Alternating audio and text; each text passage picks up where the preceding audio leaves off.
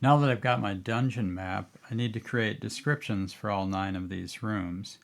So I'm going to go to the next page, and I've created titles for all of the rooms in Word. So I'm going to bring in these titles and paste them into Affinity Publisher. Then I'm going to change each of these styles, go over to text styles, and make this heading 4, and make each of these other styles heading 4.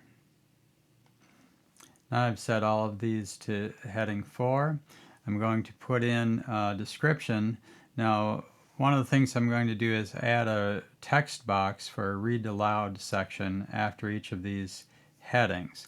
So for the first one, I can just go over, if I grab this rectangle tool and try to position it here, I notice that I move my frame text, and I don't want to do that.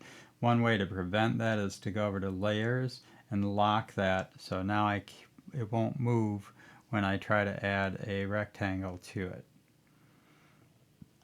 So there's my rectangle. I'm going to zoom in on that a little bit.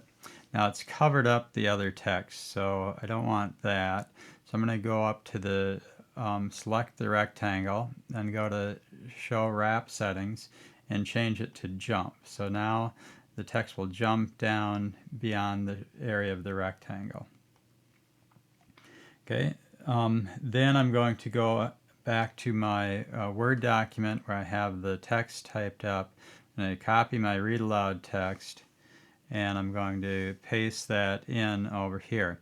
Now, if I choose the frame text tool and hover it over here, you'll notice it changes to a pentagon shape with the letter T inside of it, and that's going to allow me to convert this rectangle into a text shape. So if I click in here and paste that in, this will have, I can paste text into that rectangle. So that's that. Now you'll notice that it's sort of close to the edges up here, and I want to indent that in from the edges, and I don't have a text style set up for that. So I'm going to start with the base of the body text style. I'm going to duplicate that, and I'm going to call this read aloud 1.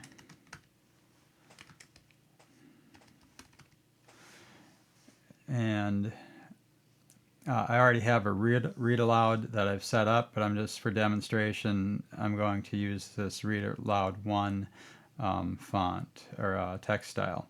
So I'm going to hit OK, and then I'm going to, this is still on body, so I'm going to go down to read aloud 1, select that, and double click on it. Okay.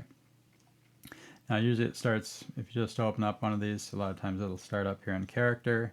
So I'm going to go down to paragraph. I'm going to go to spacing, and I just need to change the left indent mode.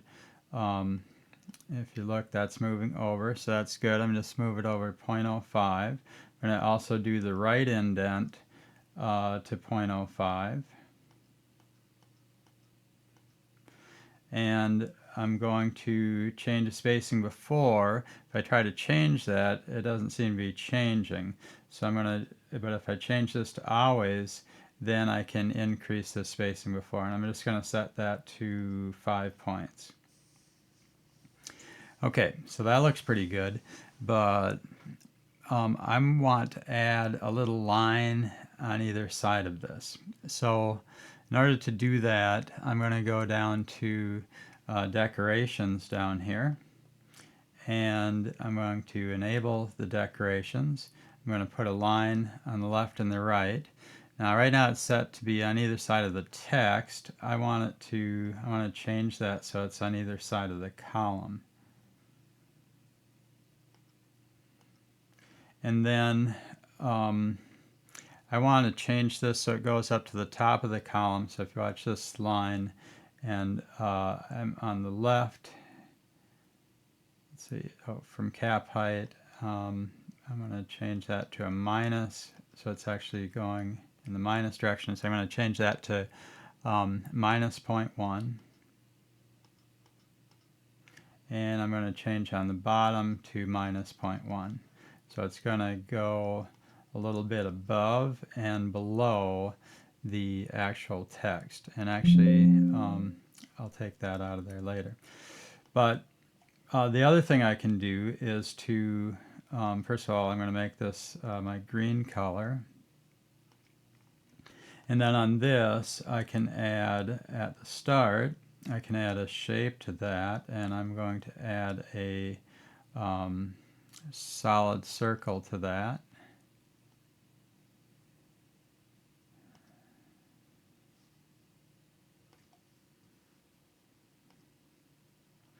So I've added a solid circle to the start and the end. Usually it updates this, so I'm not sure why it's not doing that. But I'm going to hit OK, and then if I open this up again, I can see it now is showing it with the circle on the beginning and end of that. Okay, and then if I look at my text box over here, I can see the circle on those lines on the side. I'm going to just delete. I had a couple of blank lines in here. You can see that the text box is sort of running over the edge of this, and so I'm just going to position it at the edge of that. Maybe just bring this up about there. Okay, so that looks, maybe I'll nudge it down a little bit. So that looks pretty good, but one problem. If I go ahead, let's see, I'm going to unlock this layer now. And if I go ahead and modify this, and let's say I'm adding some more text above where I have this text box, it'll just skip over it. I don't want that. I want this to be attached to the title text. So in order to do that, I have to go in, I'm going to select this, and I have to pin it to float with the text. And so I'm going to put that over here, but I want it to float in a certain way. So if I open up this and look at this text box, it now has this pin here. I'm going to click on that, and what I need to set this to is so that it's set to the inside left